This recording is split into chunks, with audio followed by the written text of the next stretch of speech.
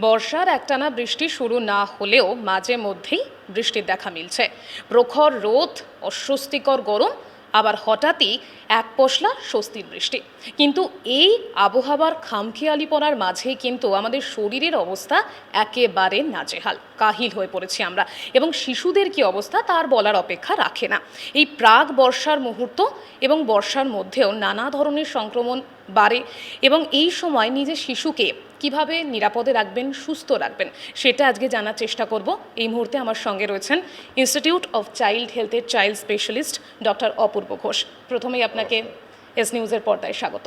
আমি বর্ষার কথা বলছিলাম, এই বর্ষার সময় কী ধরনের রোগের সময়, এই প্রাক বর্ষা এবং বর্ষার মুহূর্তটাতে কী ধরনের সংক্রমণ, কী ধরনের রোগের প্রকোপ বাড়ে যদি বলতেন প্রথমে।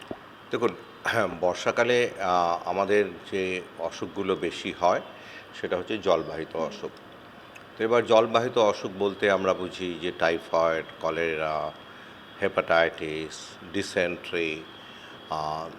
তো এই অসুখগুলো বেশি হয়ে যাবে। আমাদের দেশের সুয়েজ সিস্টেম খুব খারাপ। তো ফলে যেটা হয় যে সুয়েজ এবং জল এবং পানীয় জল, সব জল, পুকুরের জল সব এক হয়ে যায়। তো আমাদেরকে শুধু শহরের কথা মনে রাখতে হবে না, গ্রামে গঞ্জে পুকুর টুকুরগুলোও কন্টামিনেটেড হয়ে যায়। তো সেই অসুখগুলোর থেকে আমাদের সাবধান থাকতে হবে। আমরা শহরে বেশি যেটা ভয় পাই সেটা হচ্ছে টাইফয়েড আর হেপাটাইটিসটা। কলেরাটা কম হয়, কিছু কিছু পকেটসে হয়, কিন্তু টাইফয়েড আর হেপাটাইটিসটা আমাদের ভীষণভাবেই হয়। আর এই যে আপনি রোগের যে সংক্রমণ কোনো কথা বলছিলেন, সেগুলো ছড়ানোর ক্ষেত্রে কিভাবে ছড়ায় যদি বলেন। মানে বেসিক্যালি এরা ফিকো ওরাল রুট সবাই, মানে মানুষের পায়খানা দিয়ে এই জার্মগুলো এক্সক্রিশন হয় এবং সেইটা আপনার পানীয় জলের মধ্যে কন্টামিনেশন হয়ে গেল।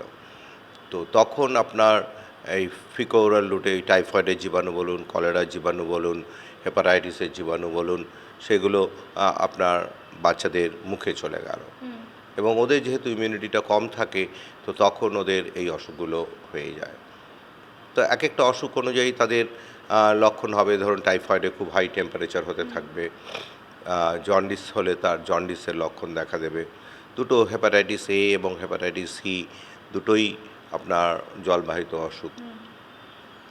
তো সেইগুলো জন্ডিস হিসাবে দেখা দেবে, অরুচি হিসাবে দেখা দেবে, জ্বর হিসাবে দেখা দেবে। তারপর হয়তো আপনি ইউরিনটা টেস্ট করলেন, দেখা গেল যে তাতে কিছু ফিচার্স আছে, বাইল সল্ট, বাইল পিগমেন্টস। আর টাইফয়েডটা সাধারণত ব্লাড টেস্ট করে ডায়াগনোসিস করা হয়। ব্লাড কালচার হচ্ছে গোল্ড স্ট্যান্ডার্ড। তাছাড়াও কিছু কিছু টেস্ট আছে যেগুলো দেখে আমরা বলতে পারি যে টাইফয়েড হয়েছে। একদম। এই যে স্বস্তির বৃষ্টি আবার অস্বস্তির গরম, এই মাঝে পড়ে এসির সুইচটাও কিন্তু অন অফ হচ্ছে এবং আমাদের কাছে ব্যতিক্রমও নেই। তো এর থেকে সুস্থ থাকবো কিভাবে, কি বলবেন এই ব্যাপারে। দেখুন, এটা তো প্রকৃতির খেলা, এটা তো আপনি আটকাতে পারবেন না। ইনফ্যাক্ট এই ঋতু পরিবর্তনটা যদি আমাদের না থাকে তাহলে লাইফ বিকামস ভেরি মনোটোনাস। কিছু কিছু জায়গা আছে সব থ্রু আউট একই হয়। তো হ্যাঁ, সেটা তো আমাদের থাকবেই। আর এই ধরনের এনভায়রনমেন্টটা ভাইরাসের পক্ষে খুব, মানে কি বলবো, দে লাভ দিস এনভায়রনমেন্ট। এই ধরনের পরিবর্তন যখন হয় তখন ভাইরাসটাও বেশি করেই দেখা দেয়। তো সেইটা একটা। তবে বর্ষাকালে একটা অসুখের ব্যাপারে আমরা যেটা প্রবলেমের ব্যাপারে আমরা যেটা বলি, সেটা আমরা তো শুধু শহরের কথা বলছি, গ্রামে কিন্তু জলে ডুবে যাওয়ার ইস্যুটা অনেক বেশি হয়। মানে পুকুর পাড়ের রাস্তাটা ডুবে গেছে, এবার বাচ্চাটা কখন বুঝতে পারেনি যে ও রাস্তাটা পুকুরের মধ্যেই পড়ে গেছে। তো সেই সময়টায় জলে ডুবে যাওয়াটা, সাপে কামড় দেওয়াটা, এটা কিন্তু ভীষণভাবেই বেড়ে যায়। তো সেইটাও আমাদেরকে সাবধান থাকতে হবে। স্পেশালি যারা গ্রামে গঞ্জে শুনছেন, তাদের এই সাপে কামড় এবং জলে ডুবে যাওয়াটা বড় প্রবলেম হয়ে দেখা দেয়। একদম। আর এই যে প্রাক বর্ষার সময়টা, যে কোনো সিজন চেঞ্জের সময় তো সর্দি কাশি জ্বরটা লেগেই থাকে, শিশুদের ক্ষেত্রে তো আর একটু বেশি দেখা যায়। তো সেখানে আমাদের সাধারণ মানুষের কাছে সমাধান কিন্তু প্রথমেই সর্দি কাশি বা জ্বর হলে প্রথম সমাধান হিসেবে আমরা অ্যান্টিবায়োটিক ধরে নিই। তো এই ব্যাপারে এইগুলোতে বেশি অ্যান্টিবায়োটিক লাগে না। এগুলোতে যেগুলো লাগে সিমটোমেটিক, যে আপনার জ্বর হয়েছে, আপনি একটু প্যারাসিটামল জাতীয় ওষুধ দিলেন। আর আমি প্যারাসিটামল এই জন্য বললাম কারণ এই বর্ষাকালের আর একটা বড় অসুখ হচ্ছে আমাদের ডেঙ্গি অ্যান্ড ম্যালেরিয়া।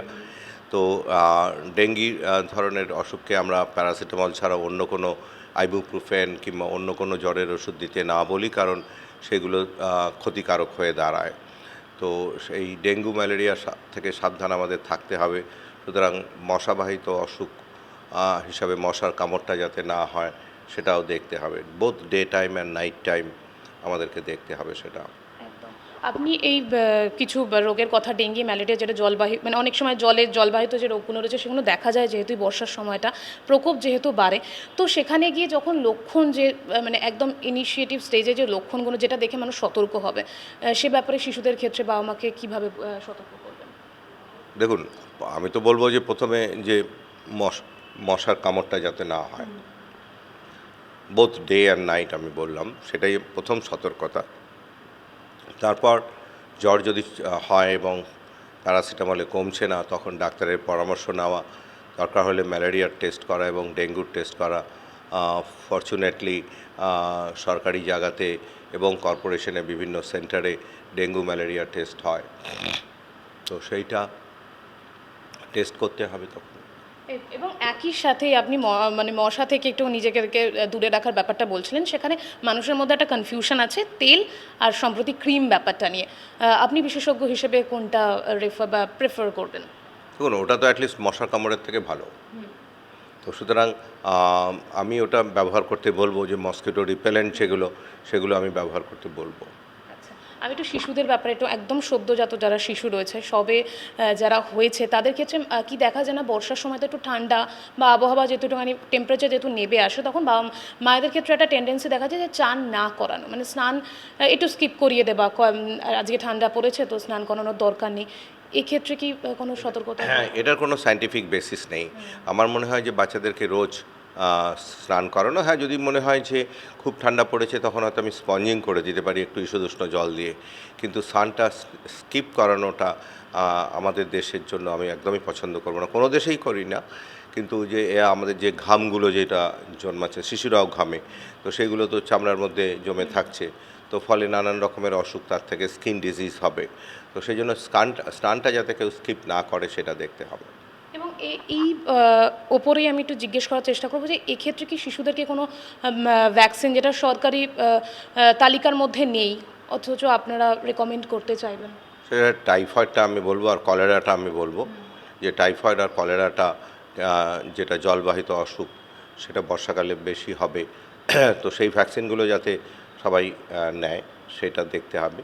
সরকার যে ভ্যাকসিনগুলো দিতে পারে না সেটা হচ্ছে এমএমআর, এবং এমএমআরটা আমি নিতে বলি সবাইকে, কারণ এই বছর আমরা দেখলাম একটা মাম্পসের ভীষণ প্রকোপ হলো। তো এমএমআরটা সরকারকেই আমি অনুরোধ করব যে এমআরের জায়গায় যাতে এমএমআর ভ্যাকসিনটা দেওয়া হয়। আর typhoid, hepatitis A, chicken pox, অন্ততপক্ষে এই ভ্যাকসিনগুলো যদি সরকারের তরফ থেকে দেওয়া হতো তাহলে ভালো হতো, কারণ সরকার কিন্তু বেশ কিছু দামি ভ্যাকসিনসও দিচ্ছে, যেমন নিউমোনিয়ার ভ্যাকসিনটা। It's a very good step for the government. আর একটু কোথায় বোধহয় ফান্ড জোগাড় করে বোধহয় এই যে 3-4টে অসুখের কথা আমি বললাম সেগুলো দিতে পারলে ভালো হবে। একদম। আর এই যে প্রাক বর্ষা বা বর্ষার সময়টাতে তো পেটের সমস্যাও মাঝে মধ্যেই দেখা যায়, তো সেখানে খাবার দাবারের ক্ষেত্রে শিশুদের ক্ষেত্রে কোনো রকম সতর্ক হওয়ার ব্যাপারে কিছু বলবেন? দেখুন, আমি বলবো যে বাইরের খাবার একদমই খেতে না। কারণটা হচ্ছে যে আমাদের দেশে যে রেস্টুরেন্টগুলো এবং রোড সাইড ফুড স্টলগুলো, তার যে জলের ব্যবস্থাটা সেটা খুবই অস্বাস্থ্যকর, খুবই অস্বাস্থ্যকর। তো এই সব জায়গায় খেয়ে আমাদের কাছে প্রায়ই বাচ্চারা আসে পেটটা খারাপ হয়ে গেছে। তো সেই জন্য ক্ষণিকের একটু আনন্দের জন্য আমরা হয়তো বাচ্চাদেরকে খাওয়াচ্ছি, খাইয়ে তারপরে তাদের পেট টেটগুলো খারাপ হয়ে যাচ্ছে, তার জন্য তাদেরকে ভুগতে হচ্ছে, আরও সিরিয়াস অসুখ হয়ে যাচ্ছে, স্যালাইন চালাতে হচ্ছে। কিন্তু খেয়ে আমরা কতক্ষণের আনন্দ পাই? হয়তো 5 মিনিট 7 মিনিট। তো তারপর যে বাচ্চাটা ভুগছে, ডাক্তারের কাছে যেতে হচ্ছে, দৌড়োদৌড়ি করতে হচ্ছে, সেটা যদি আমরা একটু লোভ সম্বরণ করি তাহলে কিন্তু আমাদের এই প্রবলেমগুলো হয় না। আর যখন আমরা জানি যে আমাদের রোড সাইড রেস্টুরেন্টের স্টলগুলোর জলের সাপ্লাই খুবই খারাপ।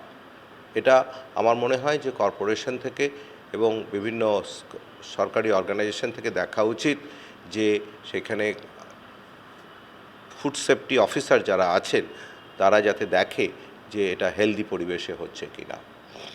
অসংখ্য ধন্যবাদ আপনাকে। হালকা বৃষ্টিতে এই যে অস্বস্তিকর গরম, তার থেকে কিছুটা স্বস্তি মিলছে ঠিকই, কিন্তু কোনোভাবেই কিন্তু নিজের শরীরের ক্ষেত্রে উদাসীনতা দেখাবেন না। এবং একই সাথে ডাক্তারবাবু যেমন বলছিলেন যে এই সময়টাই প্রাক বর্ষা এবং একই সাথে বৃষ্টির সময়টা, বর্ষার সময়টাতে নানা ধরনের সংক্রমণ রোগের প্রকোপ বাড়ে। তো নিজের শিশুর ক্ষেত্রেও বাড়তিভাবে নজর দিন, যত্ন নিন এবং কোনো রকম সমস্যা হলে বিশেষজ্ঞর পরামর্শ নিন। ভালো থাকুন। ক্যামেরায় অশোকের সাথে রিয়া রিপোর্ট, এস নিউজ।